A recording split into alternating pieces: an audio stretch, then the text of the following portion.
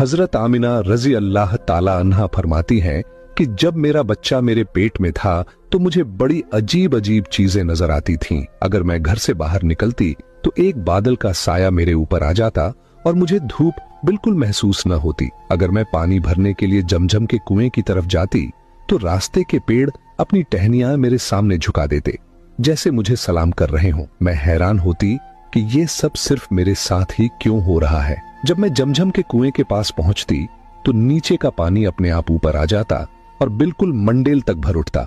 फिर मैं अपने हाथों से ही बाल्टी पकड़कर पानी निकाल लेती। मक्का की औरतें मुझे कुएं के पास रोक लेती और जाने न देती। वो कहती, ए आमिना, तुम थोड़ी देर और यहीं खड़ी रहो, वरना तुम्हारे जाने से पानी वापस नीचे चला जाएगा और हमें पानी भरने में बहुत मुश्किल होगी। इसी तरह हजरत आमिना रजी अल्लाह ताला अन्हा फरमाती है कि मैं सुना करती थी कि जब बच्चा पेट में होता है तो मां को बहुत तकलीफें झेलनी पड़ती हैं।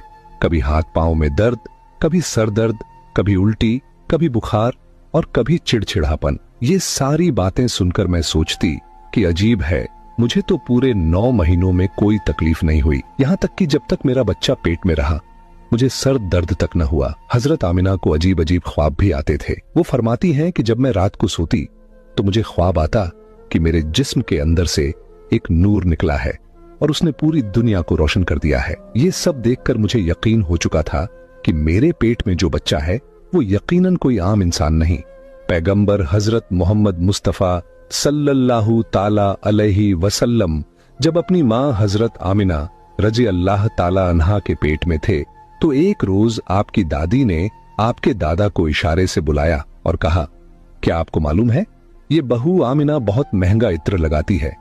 मैं तो परेशान हो चुकी हूँ, आप जरा आमिना से इस बारे में पूछिए। ये सुनकर आपके दादा ने कहा, इस बारे में तू ही पूछ लेती, तूने क्यों नहीं पूछा? तो आपकी दादी ने कहा, मैंने कई मर्तबा कोशिश की, लेकिन जब भी मैं आमिना के सामने जाती हूँ तो उसका नूरानी चेहरा देखकर खामोश हो जाती हूँ। आमिना के चेहरे पर इतनी चमक आ गई है कि मैं कुछ पूछ ही नहीं पाती, आप ही जाकर पूछ लीजिए। ये सुनकर आपके दादा ने कहा, तू औरत जात है, घर में रहती है, लेकिन मैं मर्द हूँ, घर से बाहर निकलता हूँ, मक्का में कुरैश का सरदार हूँ। जो भी मुझसे मिलता है पूछता है, ऐ अब्दुल मुत्तलिब, तुम्हारे घर से इतनी इत्र की खुशबू कहाँ से आती है? और हाँ, एक अजीब बात यह है कि इत्र की खुशबू वहीं से आती है जहां आमिना जाती है।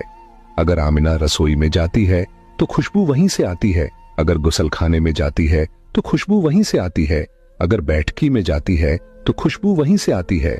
और ये कोई मामूली इत्र नहीं है, न इराक